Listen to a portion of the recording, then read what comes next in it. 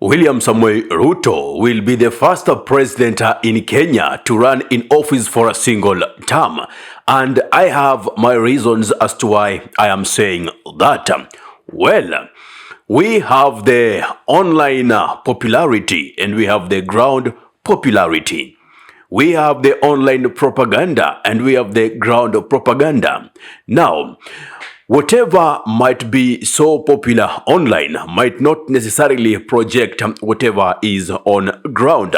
And now I bring in the Olkalauba elections effect that was actually being much watched by so many Kenyans, because whatever has always been projected online has not been seen in ground.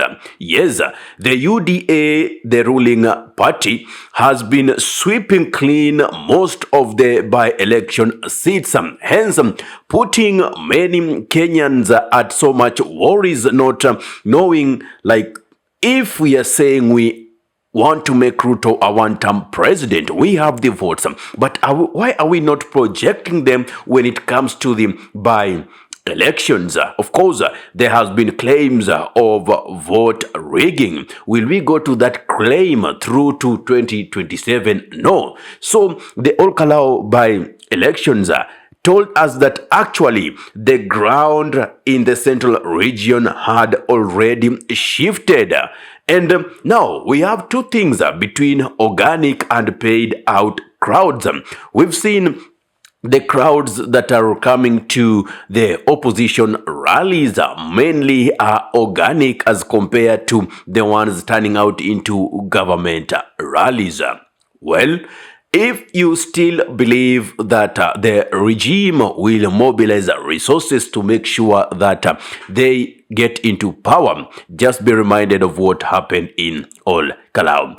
There are paid propagandas to bring a rift between the opposition leaders or the fractions within the opposition. What am I talking about? We have the United Alternative Government, the wing of Rigathi, Gachagua, Fred Matiang'i, and we have Martha Karua, Justin Muturi, Eugene Wamalwa, and Martha Karua. Then we have the Linda Mwananchi side, which is fronting Edwin Sifuna.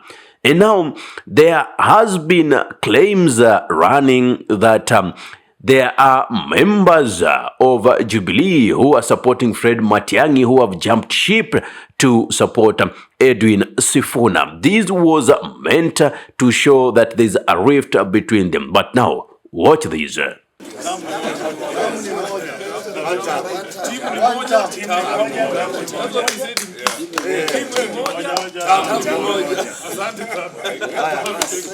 Just met with this team. I wish them well, my friend. In Western, tumefunga DC.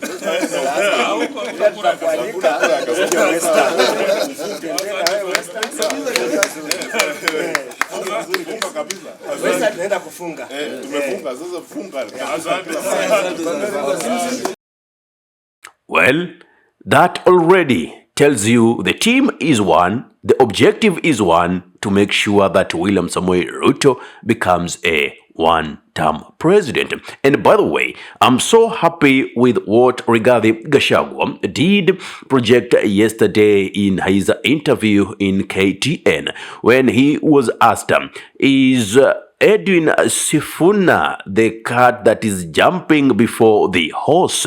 And this is what Rigathi Gachagua had to respond with.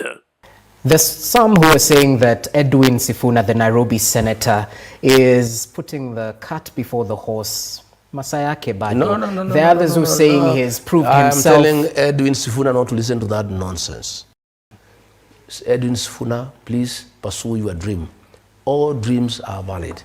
In fact, that is one young man, if given the opportunity, I would also like to mentor.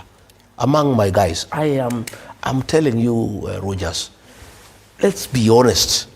Would you support a Sifuna ticket? Why not? Okay. I am a kind of a person who is so genuine. You know, Kenyans say Rigathi is a truthful man. I am one leader who is not threatened by youthful people. The kind of method, Karungo, Jerry, the people I have mentored, Not many leaders would agree. They would feel threatened. Leaving that campaign to my young leaders to take credit shows that Rigathi Gachagua does not feel threatened by young people. And I will never steal for growth of young leadership. I want to encourage Edwin Sifuna, Akina John Metho, Jane Njeri, Karungo Thangwa, Cleophas Marara, Babu Owino, all these youthful people. Please, the time is now. Let people not tell you that you are leaders of tomorrow. No, don't listen to that nonsense. The time is now. I look forward to sitting with Edwin Sifuna and listen to him. I've sat with Babu, I've listened to those young people. I've sat with people that I work closely with. I believe that the greatest resource for our country is our youthful population. We have got good leaders. They have no history of corruption. They are not tainted. They are not tribal. They have no beef with anybody. They are not vengeful. What a resource for this country. Then why we caution? are not short of options. Why would you caution the governor of Murang'a? No, Tell him no. The governor of Murang'a would have fallen into a government scheme without knowing. The chairman of IBC had threatened to cancel the by-election if there is violence. Well, isn't it true? Yes, you could now see it. It's not like Rigathi Gachagua is becoming selfish, that he is the one fronting himself to be the president and nobody else if it's not him. But he is even ready to leave that ambition so long as whatever decision they make is able to achieve the objective, which is making William Samoei Ruto a one-term president. Right? Also, we have someone in the equation. You know, the kind of politics that Rigathi Gachagua is playing is kind of advanced. He might be baiting you without you knowing he is baiting you. But there is one thing that I've also learned and confirmed with the mountain. It's not you as a leader to tell them which direction they ought to go. It is them to tell you as a leader which direction they want. Now, just the other day, Gachagua tried to offer, a shoulder to lean on for the deputy president, Kithure Kindiki. But the people were not hesitant to remind him he killed Gen Zs. And then he told them, go slow on this man. He cannot be hammered within the government, and outside here we are also hammering him. Let Ruto and his minions deal with him. But now coming outside, the guy said, no. There is no sympathy for traitors. And Rigathi Gachagua, knowing so well the power is bewildered, he wouldn't want to lose it. So it will make him realign back with people. Remember this clip? Mimi nimeona jana huyu Kindiki ametoa statement na imenifurahisha. Na tunasema Kindiki bado CS ni mtu ya Yesa, hajielewi, lakini siku alikuwa interior hakulete goons kupiga sisi kama huyo Mkomen wamwego shiro tawamwega muri shiro take.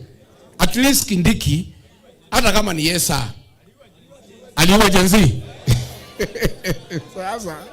Sasa jana amesema, yes, he had to be reminded that he killed Gen Zs. And trust me, the mountain is not so forgiving to the traitors.